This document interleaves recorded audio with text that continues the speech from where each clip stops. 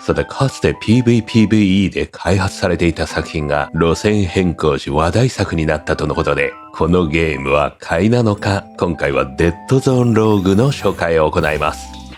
こちらルーターシューターの面白い要素を凝縮して抜き出したようなローグライト FPS です。FPS のルーターシューターというと、デスティニーやボーダーランズあたりが有名です。ディアブロ系戦利品で装備を集め、RPG 的育成要素でじわじわと鍛えていくゲーム性です。長く遊ぶほど銃がチート性能になり、多彩なスキルで快適に銃撃戦が楽しめます。対して今回のデッドゾーンローグはローグライトということで、一度の展開が超早いです。1回30分のゲームで1キャラをマックスのレベル100相当まで育てます。短い間隔で毎回異なる構成のチート系のキャラが作れ、快感は半端ありません。これが現代ローグライトが受けている理由の一つです。ここでデッドゾーンローグの特徴は FPS であるという点が挙げられます。これ以上でもこれ以下でもありません。狙って撃つことに対し人は楽しさを得られるため、多くのゲームが採用している仕組みです。FPS はゲーム界の王者ジャンルともなっております。そんな FPS とローグライトの組み合わせが面白くないわけありません。そしてデッドゾーンローグは銃撃を大事にしているゲーム性になっています。FPS の中には弾が誘導弾になったりと、チート系の銃を売りにする作品もあります。それはそれでとても面白いのですが、この作品はそこまでチート性能の攻撃にはなりません。どんなにキャラが強化されようと、弱点を銃で狙って撃つ楽しさが基本となります。ということからマウスキーボードで遊ぶと多大に面白さを得られます。ゲームパッドですとエイムアシストによりややチート性能になるため本来の面白さを体感しにくいです。なぜ FPS がここまで世に受けているのか、今までゲーム機で FPS を遊んできた方も PC で一度このゲームを通じて体感してみてほしいです。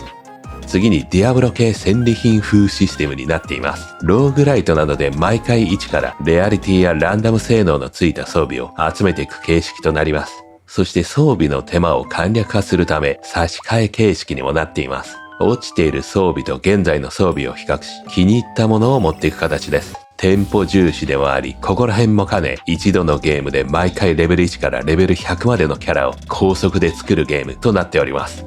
また銃以外の攻撃方法としてグレネードと近接武器があります。どちらもメインで使っている武器の構成に合わせ属性を揃えるとより効果的です。例えば銃を撃つと敵が燃える炎系の能力を集めている場合、グレネードや近接も炎系にするとかです。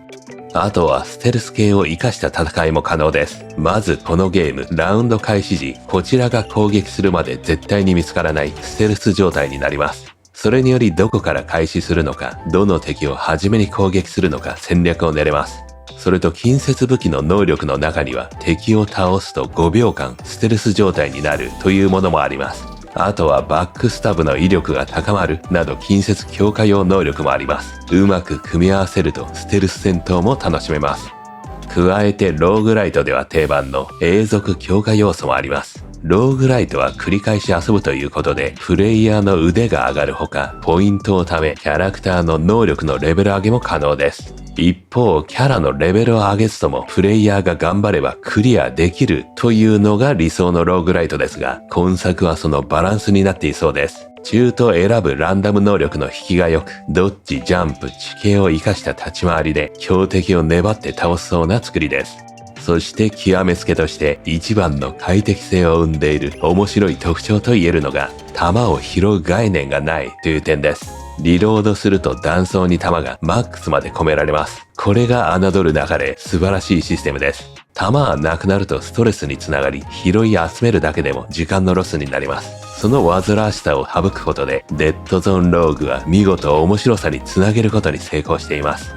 その他不要と思われるものは極めて省いており、余分なストーリーなどありません。ゲームが始まったら早々に戦闘に出向き、やられたらまたすぐに次が始まります。興味を持たれた方は、ぜひとも購入して遊んでみてほしい作品です。ここでデッドゾーンローグですが、どこかで聞いたことがあると思われた方もいるかもしれません。それは結構マニアックな方です。そう、このゲーム実は過去 PVPVE として開発されていました。それをローグライトへと作り変えたものとなります。よってフレンドマルチ機能もあります。以前のタイトル名はスターシージデッドゾーンです。宇宙版ダーク&ダーカーみたいなゲーム性で、動作はゆっくりめでした。システムは相当出来上がっており、デモ版もありましたが、リリースはされなかったみたいです。2023年頃なので PVPVE も飽和してきた時期でもあり、今や鬼門ともなっているジャンルです。早々に撤退し路線変更したということで、今作の成功につながったようです。公式でも歌っている通り、15万件のウィッシュリストで発売直後ながら非常に好評1000件以上のレビューが集まっています。私も今作の方が圧倒的に好みです。PVPVE はストレスを楽しむゲームでもあり、対して今作はストレスを発散するゲームになりました。これぞ FPS の面白さでもあり、フレンドと一緒に遊ぶとより楽しめること間違いなしでしょう。なおかつ要望が高かったのか、オフラインシングルプレイヤーモードも早々に実装されました。近年はオンライン必須だとサーバーシャットダウンで遊べなくなってしまう作品もあるため、これでユーザーは安心して長く遊べます。ちなみに現状はまだ早期アクセス版です。最後まで実装はされていません。とはいえ完成度は高くかなりみっちりと遊べました。道中のボス戦が強く、次は動き方にもっと工夫しようみたいにすぐ続けて遊びたくなるくらいやりごたえがあります。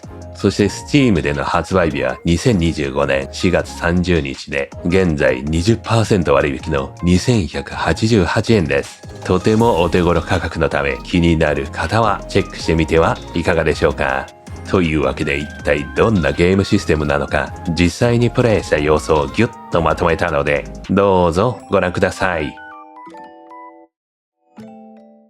それでは始めていきましょう。デッドゾーンローグ。まずは難易度。じゃあ真ん中でいきましょうか。通常モード。そう、オープニングムービーが始まったかと思いきや、いきなりゲームですね。思い出せない。ここはどこなんだ。拠点のようですね。ミッション。これはなんかアップグレードできる。永続強化要素でしょうね。テックマスタリー。あとなんか2つありますね。先に進むとアンロックされると。じゃあまずはミッションかな。ゾーン1。私は誰でしょうか。記憶を取り戻すところから始まるんですか。通常でいいの？これで向こうかな。シフトで、ダッシュかと思いきや、どっちだね、シフトは。スペースでジャンプ。はい。ここからかな。ステルスモード起動。聞いた話によると、こちらがね、第一撃。撃つことで始まるっぽいですね。こいつを狙ってもいいし、これ撃てそうだね。一応全体見てみようか。画面左上、ミニマップがありますね。こういう場所は、なんか活用できるのかな。ジャンプはパルクールあんのかな。結構乗り越えられますね、こういう場所。というわけで、一番初めからね、狙っていきましょうか。ここでしゃがんで、あれ撃っていきましょう。ズームイン、ズームアウト。これでも、ちょっと拡大できるんだね。ではゲーム開始。ほら、待てば。あそこ撃てば爆発するかどうか。爆発まで時間かかりましたね。この銃はフラッシュライト付きですね。うわー、頭狙っていく。今んとことても優しいですね。敵が撃ってくんのちょっと待ってくれる。撃て。バカだ。決まった。息2体やりましたね。うわー、はじめはハンドガンで倒していく。このちまちま感がいいね。で、武器切り替え。V は近接かな。そのようだね。ちょっと押しにくいけど。武器庫、クリアすることで、3つの中から1つ選ぶ系ですね。レアリティ的には、これがいいのかな。これアサルトライフルか。緑はレアのようだね、レアリティは。次のエリア。さあ、ステルスモード起動。もう全部倒していこう。片っ端から。おら。この武器凍るのか、敵が。こういう、細い場所からもね、狙いになってるんだね。もっとなんかね、動画見た感じ、かなりスピーディーなゲームなのかなと思いましたけど。はじめはとても、ほんと、じっくりと撃てますね。で、敵の攻撃も結構ゆっくりだから、横でかわせる。今んとこね。これ素材かな。いや、ギアかな。ブーツ。回収するには何機いいか。これは手袋。装備を見るにはこれか。これなんだ。アイテムオーブ。能力かな。レアリティ的にはこれでしょうね。敵をエレメンタル弱体化状態で倒すと10秒間、エレメンタルダメージを 10% 獲得。凍らした状態で倒すと10秒間強くなる。これはデバフの効果が 200% になる。氷がじゃあこれにしよう。現在の能力がここで確認できる。で、敵が凍ったのは、ちゃんと書いてありましたね。フリーズ。4.5% の確率で凍結。さっきもっとね、凍らしような感じしましたけど。お、雲系がいるね。G でグレネード。なんだあれ。グレネード、おらあーっと。あんまり当たらなかった。やばいやばい。強いぞ。こいつら、意外と。ああ一度下がる。で、かなりライフ持ってかれた。あ、まだいる。どこだおらよし。次はオーグメント。これも別の能力ですかね。腰ダメが強くなる。クリティカル。エイムしない状態の射撃ですね。移動速度を得る。もしくは、マガジンサイズが2倍。これはリロードが少なくなりますね。助かるんじゃないかな。一番右。エイムしてると輪郭が浮かび上がる。弱点ダメージアップ。好み的にはこれかな。弾倉2倍。ただし、弾はどれくらいあるんだ？右下66発か。で、これ回復できんのかな？ちょうどいいね。41まで回復したが、マックスまで回復しませんでしたね。やはりローグライト。それなりに厳しい。これはなんだ？ファブリケーター。アイテムが買えるもしくはアップグレードできる現在の装備。レベルアップグレードもしくはレアリティも上げられるんだ。切字を再設定。これリロールですね。これの性能が変えられるのかな？あと防具も強化できると。お金は結構あるね。ヘルスパック、回復しよう。あとは防具を強化しましょうか。レベルアップ。レベル3になりましたね。属性は4種類あるようだね。虚無ダメージがある。これリンあるかな？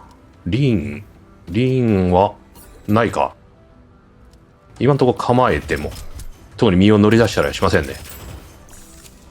これは、交換式だね。だからいらないかな。で、弾は無限なのかなこれ。撃った後にリローディングすると。66に戻りますね。グレネードは来るためしかな？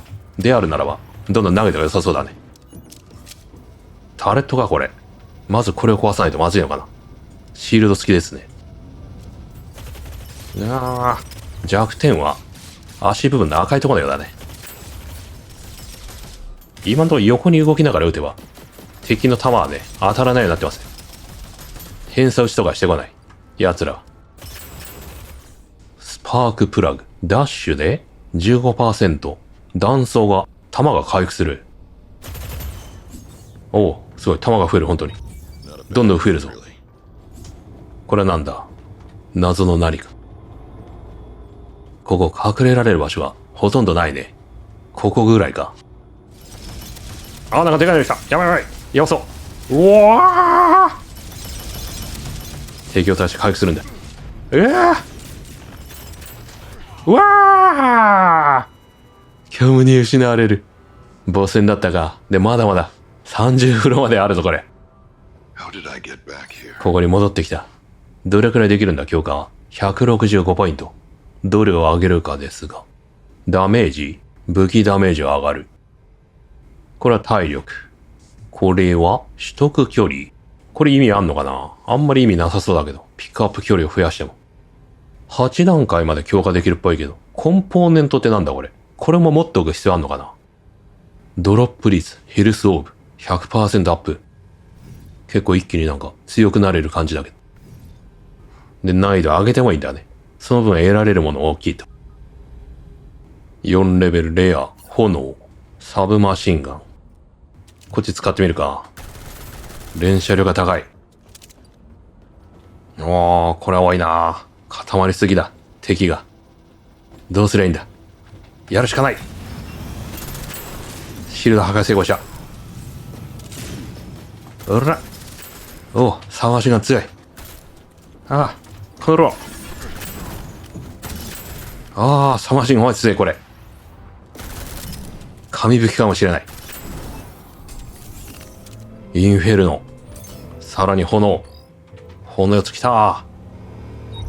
そしてボス戦かな？セクター20。新しい敵かなこれ。雲型。うわー。なんかひっくり返ってる。なんだこの雲。急に強すぎるよ。来たぞおい。うわ、家庭士。うわー、避けらんでここ。まずいまずい。うわー、マジかよ。ここまでむちゃくちゃ調子良かったのに。一気に強い。雲の敵。さあ、本日はここまでですね。こちら気になる方は、ぜひ購入して遊んでみてください。それではまた次の動画でお会いしましょう。